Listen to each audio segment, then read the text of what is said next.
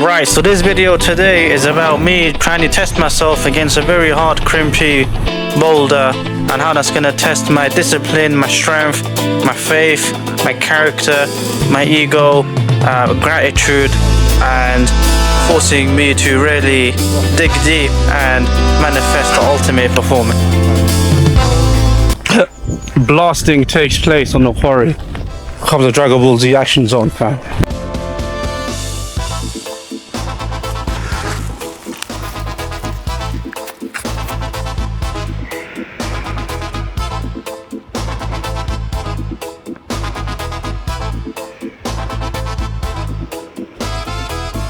Wake up, grab a brush and put a little makeup. Hide the scats fader with a shaker. Why'd you leave the keys up on the table? Here you go, create another fiddle. You wanted to grab a brush and put a little makeup. You wanted to hide the scats fader with a shaker. You wanted to why'd you leave the keys up on the table? You wanted to. I don't think you trust in my self-righteous suicide. I cry when angels deserve die.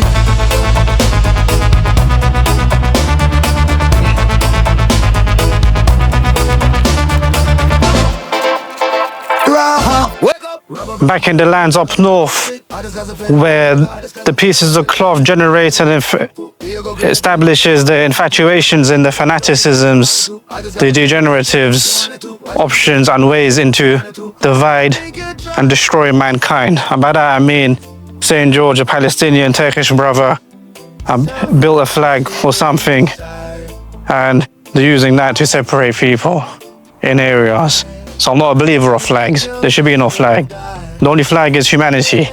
Stand, put them shoulder to shoulder, put a white cloth on them. Everyone's the same. Take away everything you have. You come and go the way you're born. But we digress. So today we're back in this cryptic crag, which has got me manifesting on these different signs and avenues and practices and cult practices and ways. I mean, look at these rings, look at this. Satanic practices. But we gotta remember that God, Allah Almighty, created everything. Even created the evil, to be honest. Created the entities and vessels that manifested evil within themselves and harnessed those actions. So, gotta worship the creator, not the created. Anyways, what I'm gonna try and do is create some moves on this extension, harder line that I was trying last time. I want to see if a bit of training has helped me, or I'm still just as far away as I was before. But trying to enjoy the sunshine. Plus, I'm in an area which is quite close to my sister's house who had a kid, so I'm trying to be grateful for that and be present with the family, which is very important when you're climbing outdoors. You got to do things in a balance, especially once you get past the age of 30. It's very easy being strong, but if you're strong and having good relations and everything with your families, that's equally as good. So we're going to try and use this quick session to see if some gains could be manufactured as always on these edges and try and make them as small and minuscule as possible. You see, this is the left hand is pretty trash, and you're kind of bumping into this or this. And I think this holds not too, it's pretty rubbish to be honest. The issue is the feet are quite low, but I'm going to try and see if I can link up the other line as well before in a better way than I did last time. Wake up, grab a brush and put a little makeup. Hide the scats fader with a shaker. Why'd you leave the keys up on the table? Here you go, create another fiddle. You wanted to grab a brush and put a little makeup. You wanted to hide the scats fader with a shaker. You wanted to why'd you leave the keys up on the table? You wanted to. I don't think you trust in my self-righteous suicide. I cry when angels deserve die.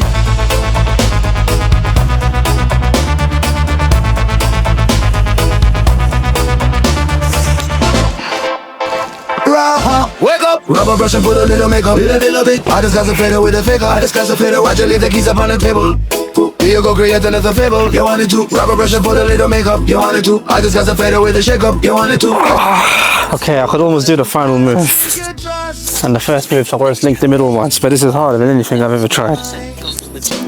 Self-righteous suicide. I cry when angels angels deserve that. Am I self-righteous suicide? I cry when angels deserve that.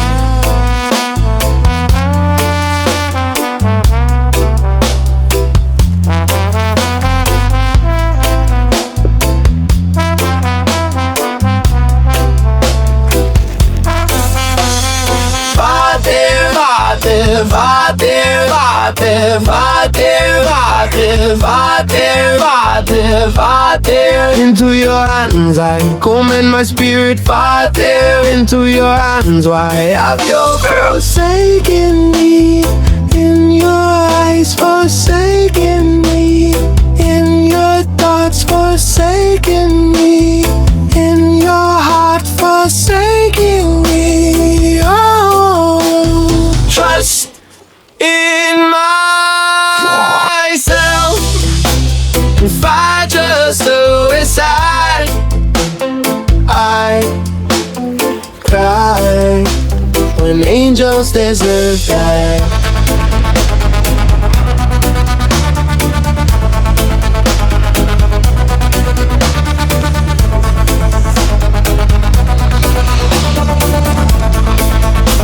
When angels deserve die.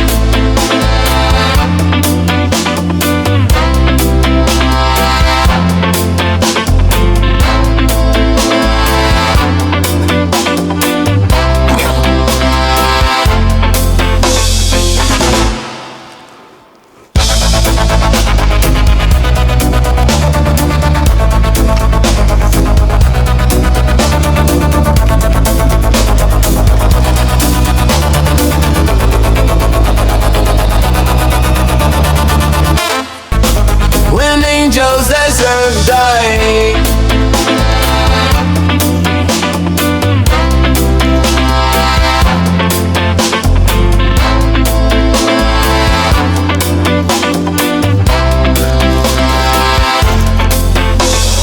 Right, best I could do on that video. I'd have to have a look at it and see how much I actually died. But I know I died because I heard some of the leaves, which could have been the pads moving, my heel hitting something. Don't know, it's a hard one to be honest. To be honest, when I look at climbing, what you got to try and do is try and perfect every single move that you're trying. So, even if you were to dab, it's okay to admit it and understand that your resistance wasn't minimized to the maximal amount, which means there's still greater gains for you to make on the climb. And this climb is kind of close to where I find my family lives, so come and have a look at this another time as well. But I'll try and give it maybe a few more attempts if I could do it cleaner. Like, because I'm trying to perfect every move, and it's basically on these small credit card type crimps will definitely benefit you in other aspects of climbing related activity. So for that, it's good to just keep trying those moves, like moving from one extremely bad hold, fully locking it off, and then trying to get to another extremely bad hold and moving on those.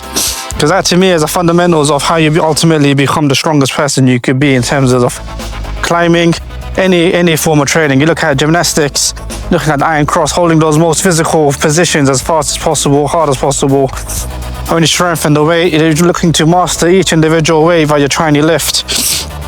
So that's also like a very important variable. So you have to try and master each pathway of resistance, especially when you're climbing. So or doing any strength related activity, but there's a performance related activity in the technique involved, which is something you should always try and improve as well, like trying to improve the kinetic chain between your head and the toe. I really learning to master each move. Did it. Oh.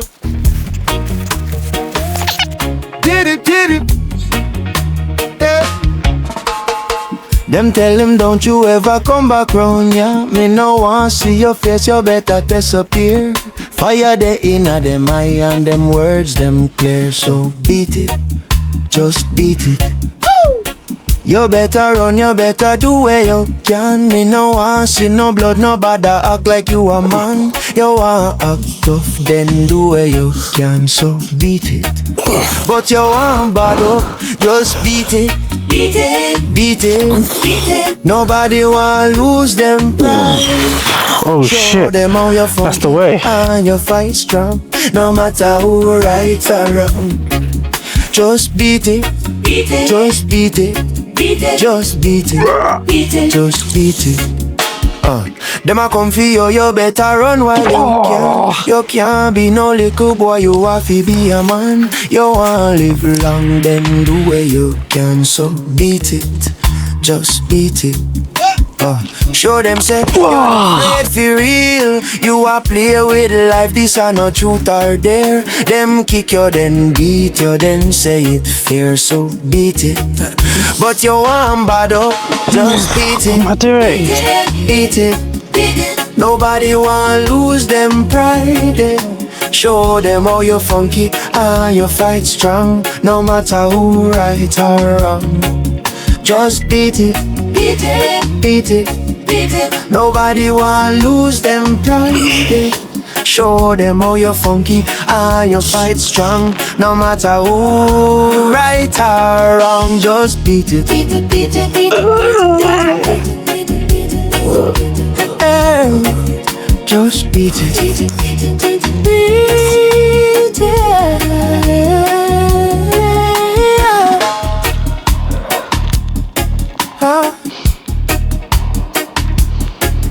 Just beat it.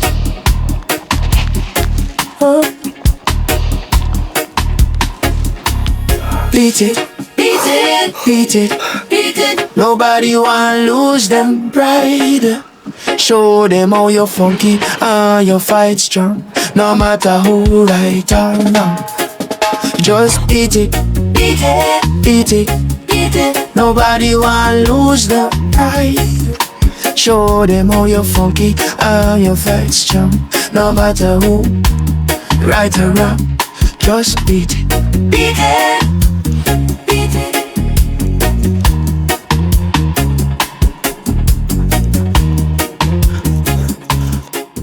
You stupid son of a bitch. What have you done, fam? Oh, you son of a bitch. Look at this. You got some rituals. Skulls. Skeletons. More skulls. Sleeping bag. Signs. Campus wall. Brav. Bismillah, Allahu Akbar, Alhamdulillah, Rabbil Alameen. I condemn the shaitan from the bottom of my soul. Qul a'udhu Rabbin nas, fam. Alladhi yuwaswisu fi suduri nas min al-jinnati wan nas. Bismillah. With that, a'udhu billahi minash shaitanir rajim, I denounce the devil to come out and show its face to me, so I can punch it in the face, fam. And that's exactly what you gotta do when you see the face of evil. Or any form, or if you're a Satanist, it means you're properly involved in some ritualistic practice. But you got to offer into the dark world, entities, omens. Dark world don't come free or cheap, fam. Just ask the political leading establishment of the entire world. You got to be fueled by satanic belief systems in order to funnel earthly conquests. But alternatively, just touch some edges, man. Manifest the force through your fingers, make some gains and go home and be happy. And in that climb just now, what happened was I kind of got close to perfecting the move. I even found an additional way to do the climb now, which was significantly easier because it kind of opens up your hips going to the lower hold. So I think 100% I'll come back and do it cleanly again. But for now, I'll take an unclean send. But because I'm in the moment of wanting to try and perfect each move and, you know, holding from one bad hold to the next, it's perfect, fam. It's the perfect sort of climb for me. So alhamdulillah, and I'm grateful for that. Got to keep going, keep persevering, and try to always ultimately have the greatest level of belief in yourself to remain positive, upbeat, and optimistic, inshallah. Assalamu alaikum. Man, that's so cool. Cool little quarry. Thank you for joining me again in today's video, and today's session within the video was obviously focusing on an area called Bardon Hill, which is in the western part of Leicestershire. And although the climbing itself was very serious and in relation to like I'll say about V12 in difficulty, The level wasn't purely just based on strength. It was obviously the nerve. You need to have the timing and the commitment to get it done.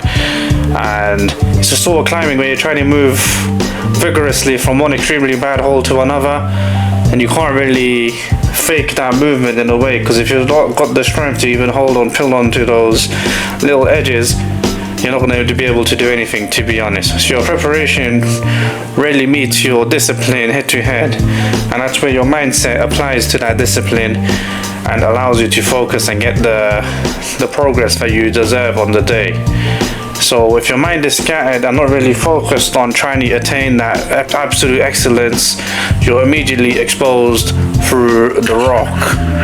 But what made the day even feel even slightly heavier wasn't almost only the physical difficulty of pulling. It was the environment, as when I was in that environment and arriving and moving around the boulder.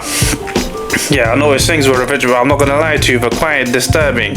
Yeah, seeing remnants of like jewelry resembling skulls, bones, even like sort of carcass of an animal, symbols which obviously look very, very ritualistic.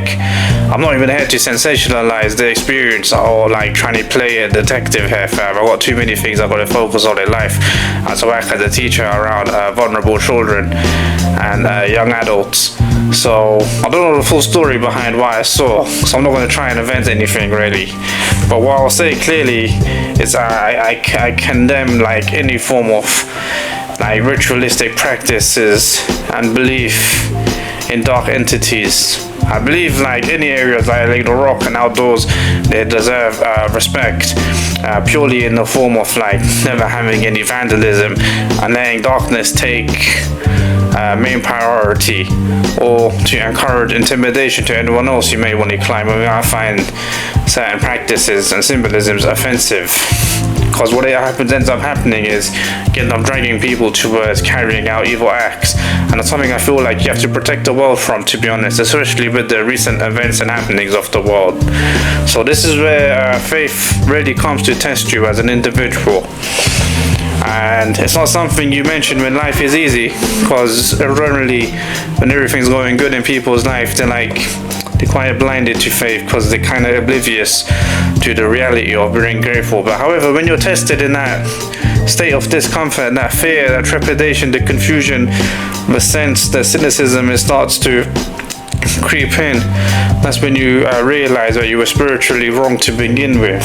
Let's imagine you're like in a plane crash. For sure you'll be begging the Almighty to save yourself. But it's in those moments really where you choose your position, your character, and you choose whether you want to be pulled either further into the distraction, the abyss, or you want to stay anchored in your beliefs and stay steadfast. So as a practicing Muslim and a believer myself, I'm no different to any monotheistic believers and any believers in general. But the belief that the goodness is obviously real, but then that's only because the evil is allowed it to exist. You're allowed to carry out evil actions in the world, as you can see, where politicians and senior officials, or maybe even influencers, maybe have a bit of impunity where they can carry out and do anything they want and get away with it. But allowing that evil to exist means that good has to absolutely exist as well. And it's absolutely essential to align yourself with what's good and what's clean, what's disciplined and what's upright. And that means, guarding the heart, the eyes, the tongue, the actions. Not entertaining darkness even as a joke. Because when you become casual about the darkness, that's what really leads to the corruption of the soul. So I want to link this into training because it separates the spirituality from your daily day-to-day life. So I treat faith as one entire element and discipline as another. But in reality, discipline is one of the purest forms of worship, I find, because when you train, you have your sincerity, you're practicing, with patience, you're showing up every day even when you don't feel like it, you're practicing the loyalty towards the craft, and that's what's right. And when you hold your ego back, you're practicing humility. And when you respect, let's say, the rock, the environment that you're in, the people around you, you're practicing good character. You're giving to another what you want to give to yourself. And that's why climbing is far more than purely just climbing. It's like a mirror. It's showing you exactly who you are, how you react under pressure, and when you become reckless or whether you become calm, you're in control of that pathway. Whether you become arrogant or whether you become grateful, you're in control of that pathway. And gratitude, obviously, like previous videos, is a great big theme when you go over it again. Because if you stand on the base of, let's say, a V12 difficulty boulder, and you manage to make really good progress on it, it's a blessing. The ability to breathe, to move, to travel, to train, to work towards the target, the goals, attempting hard things, understanding that nothing is relatively guaranteed. But it's something that many people tend to forget, especially in the modern culture when everything becomes about numbers, optics, theatrics, grades, views, likes, statuses, reputation, maintaining some artificial pedestal. But the heart, it doesn't only purely grow from the status, it grows from the ability to be grateful, having patience and sincerity in your actions. So whenever you're pulling on something, let's say even as hard as V12, wherever the difficulty might represent to you, the ego tries to take precedence. So it proves to yourself that it shows to everyone that it says that you're scared to fail, and that voice is dangerous because it makes you tense, makes you want to rush, adrenaline kicks in, your adrenaline makes you ignore safety, lose appreciation of the process. So you remember the strongest climbers and the strongest people, the strongest trainers are the ones who silence that voice and obviously return to having good intention. So what do I mean by intention? Intention is something that occurs behind every action, and that's why the ego, when you break it down eventually, is why you grow and why you could act on that and you could rebuild. So the why is the gratitude, and it allows you to stay grounded. And if the why is to become a better servant of the Almighty through discipline and character, then your struggle will become even more meaningful. Now I want to address something which is a bit broader. We're living in an age where we're witnessing repeatedly shocked high level of corruption of unimaginable proportions in all the highest places of our society and the echelon that we're living in, whether it's the abuse of power, exploitation, manipulation, trafficking, exposure of systems that protect the wrong people. So these headlines keep coming in again and again, and obviously I'm not going to start going into names and specifics or trying to chase conspiracies or the realities. I'm just going to highlight the principle that when a society loses belief in their accountability, people start to behave like there are no consequences. But truly, my specimens, there's always big consequences. Maybe not instantly, maybe not in the way the world sees, but they do exist. And the first consequence is internal. When the heart becomes diseased, the conscience becomes numb. The person loses the ability to recognize truth, and that is the real punishment, because once you lose moral clarity, you could justify anything.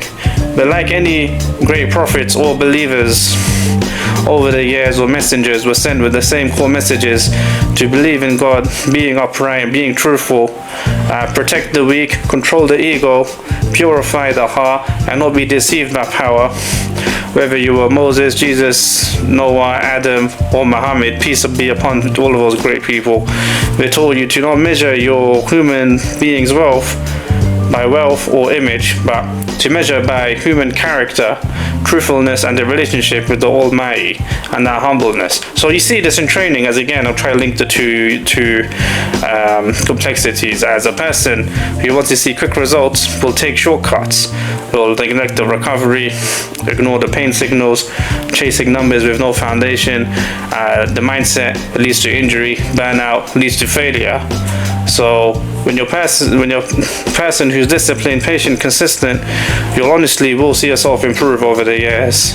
But the same applies to a spiritual growth, as the person who wants status without sincerity will fall.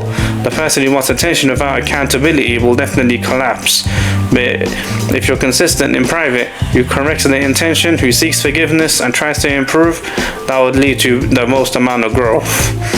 So when I saw those disturbing symbolisms at Bardon Hill, it reminded me of the old very truth that there's always forces around, available everywhere, that are trying to deter people from the straight path. Sometimes it looks very dramatic, looks subtle. Sometimes it comes through culture, ideology, temptation, ego, addiction, arrogance, or envy. But the solution, regardless, is always the same.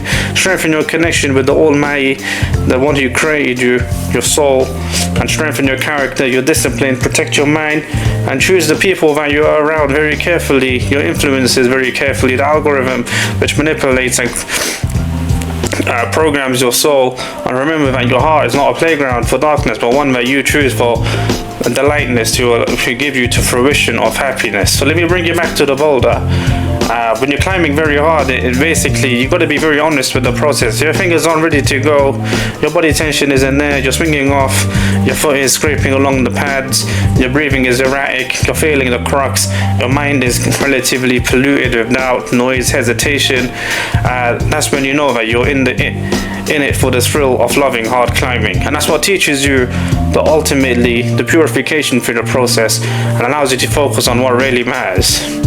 And that's what I want for anyone who watches my videos. I want you to become a stronger version of yourself, physically and mentally, way stronger than me. Not only for vanity, I want you to become strong so that you serve, your community better, your family better, and you live ultimately with dignity. So strength, it should always make you humble, not become explosive and loud and arrogant. It should make you, grateful and make you dependable and not become too self-obsessed where you sacrifice other elements of life which are also equally important. So if you're training, train so that you want to be held with accountability, because when you speak, your words obviously have actions. So when you climb, the environment is entrusted to you, it's important because that's how it really is. So you leave no trace, always respect the access, the nature, the people, the rock. And it's not small things that these are not small things, but it's a sign of having a clear, clean heart. So when you fall off a project or any other arduous process in life, don't let it corrupt you. You have to allow it to redefine who you are as an individual. And when you fail, don't turn bitter, turn honest, analyze, improve, return. And that's what discipline is. It's a form of worship and the intention is absolutely right. So yeah, these quarried up hills in Bardon Hill, they gave me a very good hard boulder to try on. But it also gave me a reminder that when there's light, darkness also must exist in this world. And it's a reminder that our job is not to become obsessed with the darkness, but to increase the light in our own lives through gratitude, prayer, discipline, and through honest work, through respect, and through good character. And if there's one final thought, I'll leave you with this. Real victory ultimately is never in the sin. It's in the victory of staying upright, sincere, humble, grateful, and believing in yourself to produce and do better than you did before. Continuing to improve every day with God at the center of your life, having good harmony. And that's the mindset I bring to my training over the years. It's been at least 20 years. I'm 34. I remember at 14 I was going hard at the pads in my Muay Thai class. So that's the mindset I've always brought to climbing and training in general. And that's why I encourage you to, if you do have time free, to contact me and I can write a course for you in a training plan and try and help you out in terms of trying to optimize your own existence in the best of your ability, and having the right mindset to make sure that you're organized and you follow the structure for constant, never-ending improvement. So first and foremost, thank you very much for watching, and secondly, hopefully you can subscribe, and thirdly, hopefully I could carry on producing more content for you in the future, inshallah, so that I could help inspire you on through my journey into yours ultimately. Thank you for watching.